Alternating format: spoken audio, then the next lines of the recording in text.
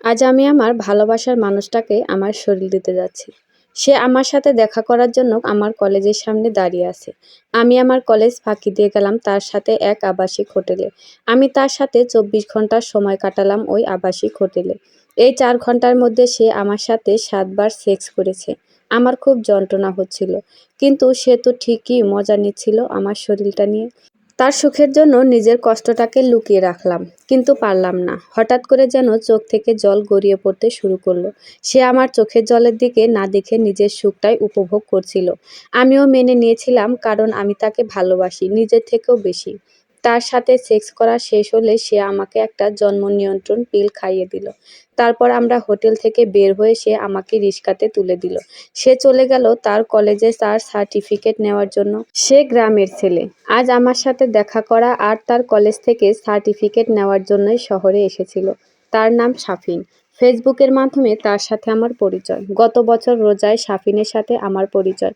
প্রথমে আমাদের সম্পর্কটা ছিল বন্ধুত্বের। তারপর ধীরে ধীরে সে আমাকে তার মনের কথা বলে। আমার তাকে খুব ভালো লাগতো, তাই তার প্রেমের প্রস্তাবে রাজি হয়ে গেলাম। তার সাথে কোনোদিন দেখা হয়নি আমার। ফেসবুকে তার ছবি দেখেছিলাম। আমি তাকে কখনো তার রূপ বা তার ফেস দেখে ভালোবাসিনি। আমি তাকে ভালোবেসেছিলাম তার কথার ভঙ্গি দেখে। তার প্রতিটি কথা আমাকে মুগ্ধ করত। যখনই তার সাথে কথা বলতাম তখনই আমি বারবার তার প্রেমে পড়ে যেতাম। আমাদের রিলেশনের ১ মাস পর আমরা দেখা করি। ওই দিন সে আমাকে সরাসরি প্রপোজ করে। আমাদের সম্পর্কে সবকিছুই সুন্দরভাবে চলছিল। সাফিনের কিছুদিন আগেই পড়াশোনা শেষ হয়। তাই সে এক প্রকার বেকার ছিল। আমিও কলেজে কম যেতাম, তাই সারাদিন তার সাথে ফোনে কথা হতো। সারা রাত প্রেম চলতো আমাদের মধ্যে। তার যত্ন, তার ভালোবাসার ফাঁদে আমি প্রতিনিয়ত মুগ্ধ হচ্ছিলাম। অনেক ভালোবেসে ফেলেছিলাম তাকে। আমি একটু রাগী প্রকৃতির মেয়ে। আমি নিজেকে ছাড়া, নিজের স্বার্থ ছাড়া কোনোদিন চিন্তাও করিনি। আর আমি সেই মেয়ে একজনকে এত বেশি ভালোবেসে ফেলবো কখনো চিন্তাও করিনি। তার সাথে সম্পর্ক হওয়ার পর সে আমাকে অনেকটা বদলে দিয়েছে। আমার রাগ, আমার স্বার্থপরতা যেন একদম চলে গিয়েছিল আমার থেকে। সে আমার সাথে মাঝে মধ্যে রাগ করে ব্লক দিয়ে দিত। আমি ফুঁপিয়ে কান্না করতাম। আমি যেই মেয়ে কোনোদিন নিজের জন্য ছাড়া অন্য কারো জন্য কান্না করিনি, সেই আমি কান্না করেছি এক অপরিচিত ছেলের জন্য, যাকে আমি কয়েক মাস আগেও চিনতাম না। সাফিন আমাকে খুব ভালোভাবেই বুঝতো। আমি যেমন তাকে ছাড়া থাকতে পারতাম না এক মুহূর্ত, সেও যেন ছিল আমাকে ছাড়া অচল। প্রতি রাতে সে ঘুমাতো আমার সাথে কথা বলে, সকালে উঠতো আমার কলের শব্দে। আমি যদি ঘুম থেকে উঠতে দেরি করতাম সে আমাকে কল দিয়ে ডেকে দিত। মাঝে মধ্যে রাগ করে সে আমাকে ব্লক করে দিত, কিন্তু আমি কখনো তাকে ব্লক করার সাহস পাইনি। খুবই ভালোবাসতাম তাকে। আমাদের রিলেশনটা ছিল লং ডিস্টেন্স রিলেশনশিপ। তাই তার সাথে আমার ১-২ মাস পর পর দেখা হতো। এই ১ বছরে ৪ বার দেখা হয়েছে তার সাথে। পঞ্চম বারের সময় দেখা করার আগেই সে আমাকে তার সাথে শারীরিক সম্পর্ক করার প্রস্তাব দেয়। আমি প্রথমে আপত্তি করেছিলাম, কিন্তু সে আমাকে অনেকভাবে জোর করলো। আমিও খুব ভালোবাসি তাকে, তাই তার প্রস্তাবে রাজি হয়ে গেলাম। তাই আজ আমি আমার কলেজ ফাঁকি দিয়ে তার সাথে আসলাম আবাসিক হোটেলে শারীরিক সম্পর্ক করতে। সাফিন আমাকে রিক্সাতে তুলে দেওয়ার সময় বলেছিল বাসায় এসে কল দিতে। আমি বাসায় এসে আমার মোবাইল নিয়ে যখন তাকে কল দিতে যাব, তখনই দেখলাম আমার মোবাইল কাজ করছে না। আমার মোবাইল নষ্ট হয়ে গেছে। আমি তখন আমার আম্মুর মোবাইল থেকে তাকে মেসেজ দিলাম। আমার মোবাইল ঠিক করতে দিয়েছিলাম, কিন্তু একদিনে মোবাইল ঠিক করা যাচ্ছিল না, তাই দোকানি বলেছিল ২ দিন পর মোবাইল দিবে। এই ২ দিন তার সাথে আমার কোনো যোগাযোগ নেই। আমি সাফিনের পারমিশন ছাড়া কোথাও যাই না। আজ একটা বিয়ের দাওয়াত আছে, তাই আমি আম্মুর মোবাইল থেকে তাকে কল দিয়ে জিজ্ঞেস করলাম। সে বলল যেতে। এই কথা বলে সে সাথে সাথেই কল কেটে দিল। আমি ভাবলাম সে ব্যস্ত আছে, তাই তাকে আর কল দেইনি। পরের দিন আমার মোবাইল ঠিক করে আনলাম। মোবাইল আনার সাথে সাথেই সাফিনকে করলাম। সে আমার কল ধরল। আগের দিন রাতে আমার পুরো কথা শেষ না হওয়ার আগেই কল কেটে দেওয়ার কারণ জিজ্ঞেস করলাম। সে বলল সে ব্যস্ত ছিল, তার বন্ধুরা তার গ্রামে গেছে বেড়াতে, তাই তাদেরকে নিয়েছিল। ওর সাথে আমার যোগাযোগ আগের মতোই চলছিল। আগের মতোই প্রেম চলছিল তার সাথে। আর সে আমাকে বলল সে আমার সাথে আবার দেখা করতে চায়। আমি বললাম, ১ সপ্তাহ হয়নি আমরা দেখা করেছি, আবার দেখা করতে চাইছে কেন? সে বলল, আমার সাথে কথা আছে তার। আমার বাসায় কিছু সমস্যা থাকার জন্য আমি তার সাথে দেখা করতে অনিচ্ছা প্রকাশ করি। আজ রাতে সে আমাকে বলেছে সে নাকি আমাকে কাল সকালে সারপ্রাইজ দিবে। আমি সারা রাত ভাবতে লাগলাম তার কথা। পরদিন সকালে রীতিমতো উঠে তাকে কল করলাম। কিন্তু কল করে শুনলাম সে আমার অনেক আগেই ঘুম থেকে উঠে গেছে। আমার মনে কেমন যেন লাগলো। যেই ছেলে ভোর ৫টায় উঠলেও আমাকে কল করত, সেই ছেলে আমাকে আজ কল করলো না। কিন্তু আমি এইটা তো স্বাভাবিকভাবেই নিলাম। আমি সকালের নাস্তা করতে যাব ওই সময় সে আমাকে বলল, আমার সারপ্রাইজটা সে এখন দিবে। কিন্তু সে যেই সারপ্রাইজটা দিল তার জন্য আমি মোটেও প্রস্তুত ছিলাম না। সে আমাকে একটা ছবি পাঠালো। ছবিটা ছিল তার টিকিটের। ১ সপ্তাহ পরই তার ফ্লাইট। নিজের চোখকে বিশ্বাস করতে পারছিলাম না। তখনই যেন আমার মাথায় আকাশ ভেঙে পড়ল। সারাদিন আমি কান্না করছি। আমি আমার বাসায় ম্যানেজ করে নিলাম তার সাথে দেখা করতে যাওয়ার জন্য। বন্ধুর বাসায় যাব বলে শুক্রবারে বের হওয়ার পারমিশন নিলাম আম্মুর আব্বুর থেকে। রাতে তাকে কল দিয়ে বললাম, আমি শুক্রবারে তোমার সাথে দেখা করব। সে বলল সে আমার সাথে দেখা করতে পারবে না। ও যদি আমার সাথে দেখা করে তাহলে নাকি ওর দেশের বাইরে যেতে পারবে না। আমার জন্য কষ্ট পাবে। ওই দিনের পর থেকে যেন দুঃখ আমার জীবনে প্রতিনিয়ত আসতেই লাগলো। প্রতিটা রাতে কান্না করতাম তার সাথে কথা বলে বলে। আর ২ দিন বাকি সে আমাকে ছেড়ে চলে যাবে দূর দেশে। সে আমাকে আজ রাতে কল দিল, আমি তার সাথে কথা বলতেছিলাম। কথা বলতে বলতেই কথা কাটাকাটি হয়ে শাফিনের সাথে আমার ঝগড়া লেগে যায়। সে আমাকে ব্লক করে দেয়। আমি আমার আম্মু, আব্বু, বড় ভাইয়া সবার মোবাইল থেকে তাকে কল করলাম, কিন্তু সে আমার আওয়াজ শুনে কল কেটে দেয়। আমি যেই নাম্বার থেকে তাকে কল দেই সেই নাম্বারটাই সে ব্লক করে দেয়। আজ রাতে আমি আম্মুর সাথে শুয়েছি, নিজের কষ্টগুলো লুকিয়ে রাখতে পারছিলাম না। আম্মুকে জড়িয়ে ধরে কান্না করি সারা রাত। পরের দিন আম্মু আমার বড় মাকে আমার কথা জানালো। উনি আমাকে জিজ্ঞেস করলো আমার কিছু হয়েছে কিনা। আমি কাল সারা রাত কেন কান্না করলাম। আমি শাফিনের কথা আম্মু আর বড় মাকে বলে দিই। ওরা শাফিনের ব্যাপারে জানতে চায়। আমি ওদেরকে শাফিনের আচরণের ব্যাপারে সব বলি, তার ব্লক দেওয়ার কথা। আমার কষ্ট দেখে আমার বড় মা তার সাথে কথা বলতে চায়। কিন্তু ওই মুহূর্তে শাফিন আমাকে কল দেয়। আমি রিসিভ করে কথা বলি তাকে। আমি জানাই আমি আমার বড় মা আর আম্মুকে তার কথা বলে দিয়েছি। সে আমার কথা শুনে আমাকে বলে, তুই আমাকে আর কল দিবি না। এই কথা বলেই সে আমাকে আবার ব্লক করে দেয়। ২ দিন কোনো যোগাযোগ হয়নি শাফিনের সাথে। আর সে দেশের বাইরে চলে যাবে।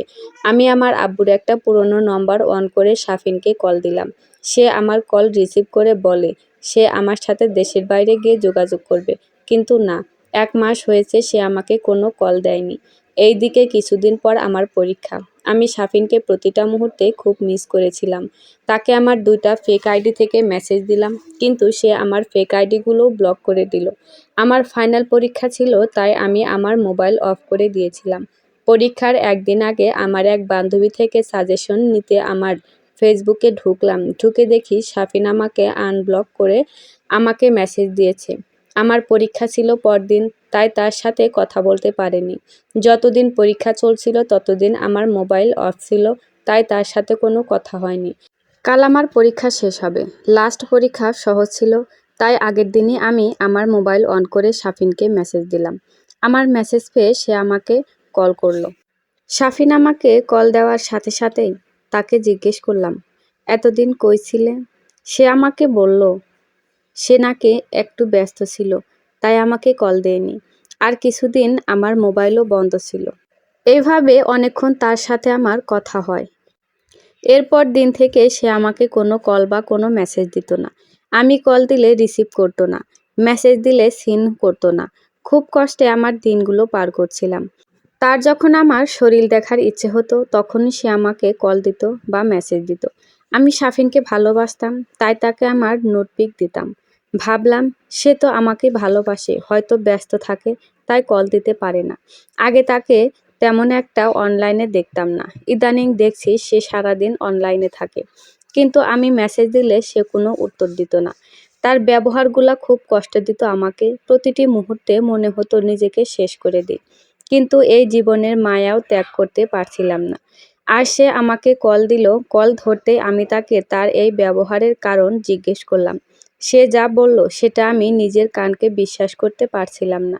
সে বলল তার ফ্যামিলি নাকি তার জন্য মেয়ে ঠিক করে রেখেছে। মেয়েটা তার আত্মীয় হয়।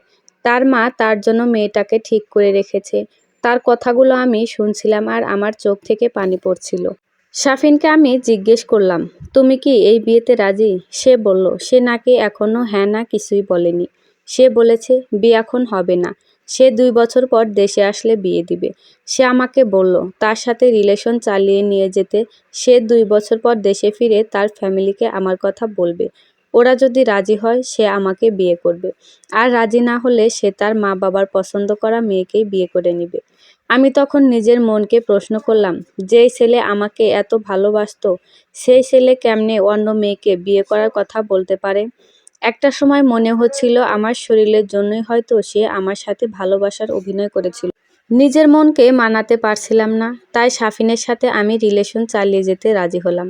যখন তার কথা মনে পড়তো তখন নিজে নিজেই চোখ থেকে পানি গড়িয়ে পড়তো। কিছুদিন পর আমার রেজাল্ট বের হলো। আমি অনেক ভালো একটা রেজাল্ট করলাম। শাফিনকে আমার রেজাল্টের কথা বললে সে কিছুই বলল না। ভেবেছিলাম সে আমার এত ভালো একটা রেজাল্ট দেখে খুশি হবে, কিন্তু না, ভুল ভেবেছিলাম আমি। শাফিনের সাথে আমার অনেকদিন পর পর কথা হতো। তার অবহেলা আমাকে অনেক কষ্ট দিত। একদিন তাকে বললাম, তুমি যা করার আজ করো। আমি তোমার অবহেলা সহ্য করতে পারছি না। হয়তো আজ আমার সাথে ব্রেকআপ করো, না হলে আমাকে প্রতিদিন সময় দাও। সে বলল সে আমাকে বিয়ে করতে পারবে নাকি শিওর না, তবে সে নাকি আমার বেস্ট ফ্রেন্ড হয়ে থাকবে। আমি হয়তো ওই দিন পুরোপুরি শেষ হয়ে গিয়েছিলাম। আমি কষ্টটা সহ্য করতে না পেরে কিছু না বলে তাকে ব্লক করে দিলাম। আমার ইমো, হোয়াটসঅ্যাপ, ফেসবুক নাম্বার সব জায়গা থেকে ব্লক দিলাম।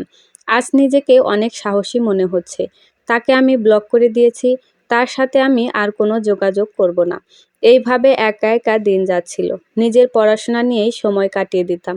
কিন্তু হাজারো ব্যস্ততার মাঝে দিন শেষে যখন ফ্রি হতাম তখন শাফিনের স্মৃতিগুলো আমাকে শেষ করে দিত। আমি আমার সব কথা আমার এক কাজিনকে শেয়ার করি। সে তার এক বন্ধুকে আমার কথা বলে। তার বন্ধুর নাম ছিল রাহান। সে আমার ব্যাপারে সব কিছু জেনে আমার সাথে কথা বলতে চায়। রাহানকে আমার কাজিন আমার ফেসবুক আইডি দিল। রাহান আমাকে রিকোয়েস্ট পাঠালো। আমার কাজিনের সাথে রাহানের অ্যাড আছে দেখে আমি রাহানের রিকোয়েস্ট অ্যাকসেপ্ট করলাম। সাথে সাথেই রাহান আমাকে মেসেজ দিল। সে আমাকে জানালো আমার কাজিন তাকে আমার ব্যাপারে সব বলেছে। রাহানের সাথে আমার নিয়মিত কথা হতো। রাহান যেন ছিল আমার একাকিত্বের সঙ্গী। রাহানের সাথে আমার খুব ভালো বন্ধুত্ব গড়ে উঠল। হঠাৎ একদিন রাহান আমাকে প্রপোজ করে। আমি রাহানের থেকে এটা কোনোভাবে আশা করিনি। আমি রাহানকে আমার খুব ভালো বন্ধু হিসেবে মানতাম। আমি রাহানকে না করে দিলাম।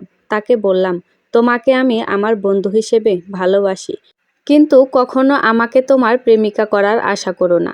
আমি শাফিনকে ভালোবাসি, তাকেই হয়তো সারা জীবন ভালোবাসবো। আমার কথা শুনে রাহান কিছুই বলল না, শুধু বলল, তুমি যা চাও তাই হবে, কিন্তু আমাকে ছেড়ে কখনো যেও না।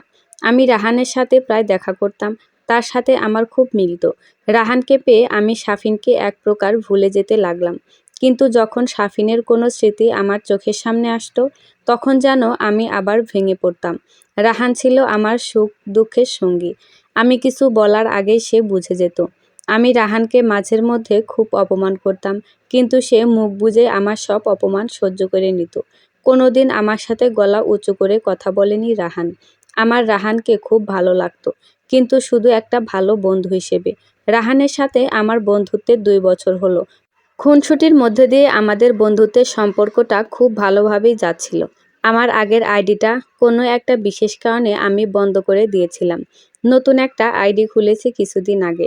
আজ দেখলাম শাফিন আমাকে আমার নতুন আইডিতে মেসেজ দিল। আমি তার সাথে এমনভাবে কথা বলছিলাম যেন তার সাথে আমার কোনো সম্পর্ক ছিল না। সে আমার ব্যবহার দেখে হয়তো কিছুটা অবাক হচ্ছিল। শাফিন আমাকে আবার নতুনভাবে প্রপোজ করলো। আমি তার প্রস্তাবে অস্বীকার করলাম। কারণ যেই ছেলে আমার দুঃখের সময় আমার পাশে থেকে সরে গিয়েছিল, সেই আজ আমার সুখের সময় আমার পাশে থাকতে চাইছে। আমি কিন্তু শাফিনকে আগের মতোই ভালোবাসি। আমার মন বলছিল তাকে আরেকটা সুযোগ দিতে, কিন্তু আমি মুখে বলছি আরেকটা। আমি সাফিনকে ফিরিয়ে দিলাম। সে আমার থেকে ১ বছরের সময় চাইল। সে বলল তার কিছু সমস্যার কারণে সে দেশে আসতে পারেনি। তার দেশে আসতে আরও ১ বছর সময় লাগবে। ১ বছর পর এসে ও আমাকে বিয়ে করবে। আমি তার পরিবারের পছন্দ করা মেয়েটার কথা জানতে চাইলে সে বলে ওই মেয়েটার আরেক জায়গায় বিয়ে হয়ে গেছে। আমি বললাম, তুমি ১ বছর পর দেশে এসে আমার পরিবারকে বিয়ের প্রস্তাব দিও। আমি তোমার সাথে রিলেশন করতে পারবো না। এইদিকে রাহানের সাথে আমার বন্ধুত্বটা ভালোভাবেই চলছিল। রাহানও আজ দেশের বাইরে চলে যাবে তার পড়াশোনা করার জন্য। এইদিকে সাফিনের দেওয়া ১ বছর পূর্ণ হলো। আমি সাফিনের জন্য অপেক্ষা করছিলাম কখন সে আমার বাসায় আমাকে বিয়ে করার প্রস্তাব দেবে। কিন্তু না, সাফিনের কোনো খবর ছিল না। আমি ভেবেছি তার হয়তো অন্য কোথাও বিয়ে হয়ে গেছে। রাহান দেশের বাইরে যাওয়ার পরও কিন্তু মোটেও বদলায়নি। সে আমাকে আগের মতোই সময় দিত। তার সাথে আমার প্রতিদিন কথা হতো। ৩ বছর পর রাহান দেশে ফিরল। এইদিকে আমারও ইঞ্জিনিয়ারিং করা শেষ। আমাকে বাসা থেকে বিয়ের জন্য চাপ দিচ্ছিল। আমি বলেছি আমাকে ২ বছর সময় দিতে, কারণ আমি এখন বিয়ের জন্য মোটেও প্রস্তুত না। আমি ২ বছর জব করলাম, এখন আমি বিয়ের জন্য প্রস্তুত। আমার সাথে রাহানের বন্ধুত্বটা এখনও আছে। ৬ বছর হয়ে গেল সাফিনের সাথে আমার কোনো যোগাযোগ নেই। তাকে প্রায় ভুলে গিয়েছিলাম আমি। আমার বাসা থেকে আমার জন্য ছেলে দেখা শুরু করলো। আমি রাহানকে জানালাম আমার বিয়ের জন্য ছেলে দেখছে। আমার জন্য ইতিমধ্যে কয়েকটা ছেলে দেখা হয়ে গেছে। কিছু ছেলের পরিবার আমাকে পছন্দ করে, আবার কিছু ছেলের পরিবার পছন্দ করে না। এইভাবে কোনো না কোনো সমস্যার কারণে কোনো ছেলের সাথে এখনো পাকাপাকি হয়নি। আজ আমার বাবা বলেছে কাল আমাকে দেখতে আসবে। আমিও ভাবলাম আগেরগুলোর মতোই এইটাও হয়তো হবে না, কিন্তু কি করব, ছেলের পরিবারের সামনে তো যেতে হবে। আমি তৈরি হয়ে বসে রইলাম। ছেলের পরিবার এসে গেছে।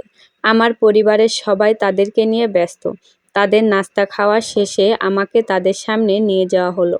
আমি গিয়ে ছেলের বাবা মাকে সালাম করলাম। আমাকে ছেলের পাশে বসানো হলো।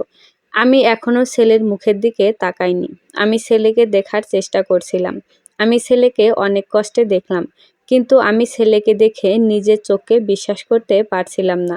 ছেলে ছিল আমার বেস্ট ফ্রেন্ড রাহান। আমি মনে মনে ভাবছিলাম রাহানের সাথে আমি ৩০ মিনিট আগেও কথা বলেছি। সে বলেছিল আজ সে মেয়ে দেখতে যাবে, কিন্তু সে আমাকে দেখতে আসবে এটা উচ্চারণও করল না। এইদিকে আমার পরিবারের সাথে রাহানের পরিবার কথা বলছিল। আমাকে আর রাহানকে একান্তে কথা বলতে একটা রুমে পাঠানো হলো। আমি রাহানকে সাথে সাথে জিজ্ঞেস করলাম, তুমি আমাকে দেখতে আসছো, একবারও বললে না কেন? তুমি তো আমাকে একটু জানাতে পারতে। রাহান আমাকে বলল, সে যদি আমাকে বলতো তাহলে নাকি আমি তাকে আসতে নিষেধ করতাম। সে আমাকে বলল তার পরিবারকে যেন আমি না বলি যে আমরা আগে থেকে একে অপরকে চিনতাম। আমরা আমাদের কথা শেষ করে বাইরে বেরিয়ে এলাম। রাহানের পরিবার চলে গেল। তারা রাতে আমার আব্বুকে কল দিয়ে বলল তারা আমাকে পছন্দ করেছে। আমার যদি রাহানকে পছন্দ হয় তাহলে তারা কাল আমাদের বাসায় আসবে পাকা কথা বলতে। আমার আব্বু তাদের সাথে কথা শেষ হতে আমাকে ডাকলো। রাহানকে আমার পছন্দ হয়েছে কিনা আমি আব্বুকে বললাম, তোমাদের পছন্দ হয় তাহলে আমারও হয়েছে। আজ রাহানের আম্মু আব্বু আসলো আমাদের বিয়ের কথা পাকা করতে। আগামী ৩ মাস পর আমাদের বিয়ের দিন ঠিক করা হলো। এই ৩ মাস আমি আর রাহান প্রেম করলাম। রাহান আমাকে খুব ভালো বুঝতো। ৩ মাস পর আমাদের বিয়ে হলো। আমাদের বৈবাহিক জীবন খুব ভালোভাবেই চলছিল। কিছুদিন পর আমাদের বিয়ের ২ বছর পূর্ণ হবে। আমার আর রাহানের মাঝে আরও এক জীবনের সূচনা হচ্ছিল। আমি প্রেগনেন্ট হলাম। কাল শিওর হলাম এই বিষয়টা নিয়ে। আমি ভাবলাম রাহানকে আমাদের বিবাহ বার্ষিকীর দিন তাকে এই খুশির সংবাদটা দিব। ওই দিন সকালে আমার প্রেগনেন্সির রিপোর্টটা রাহানের পাশে রাখলাম। সে ঘুম থেকে উঠে রিপোর্টটা দেখে খুশিতে আমাকে কোলে নিয়ে ঘুরাতে লাগলো। ওই দিন থেকে রাহান যেন আমাকে আরও ভালোবাসতে লাগলো।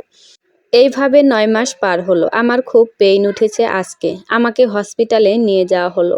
অনেক কষ্টে আমার বাচ্চা বের করা হলো। কিন্তু বাচ্চাকে বুকে নিয়ে আমার সব কষ্ট যেন নিমিষেই শেষ হয়ে গেল। আমি যমজ বাচ্চার মা হলাম।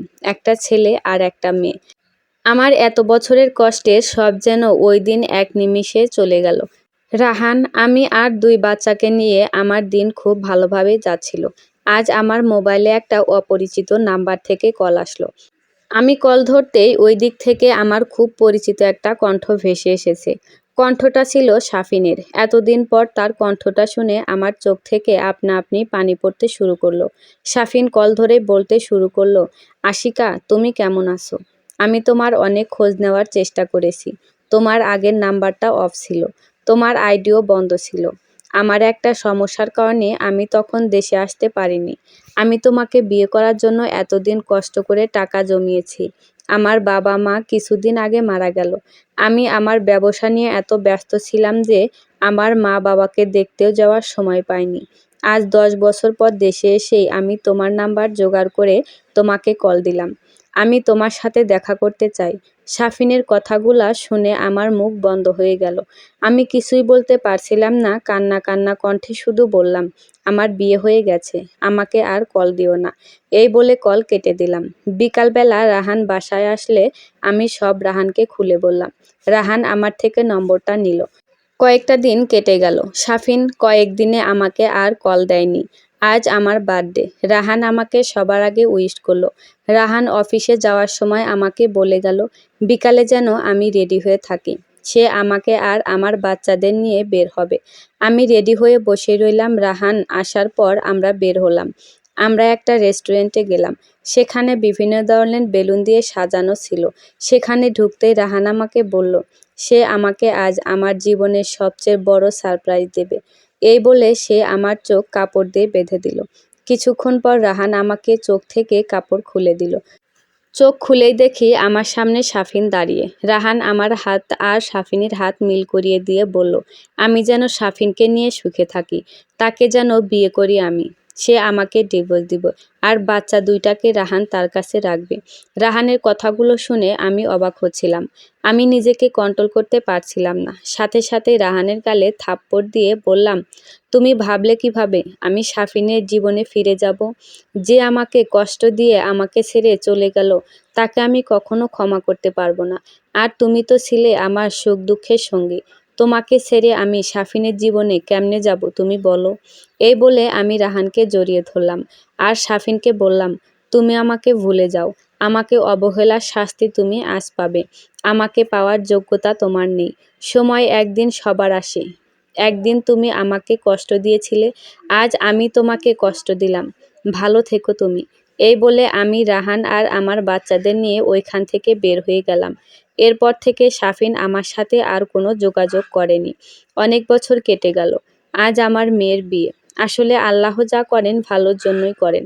আমি হয়তো জীবনে কোনো এক ভালো কাজ করেছিলাম, যার জন্য সাফিনের মতো প্রতারকের হাত থেকে আল্লাহ আমাকে বাঁচিয়েছিল আর রাহানকে আমার জীবনসঙ্গী হিসেবে পেয়েছিলাম। সমাপ্ত।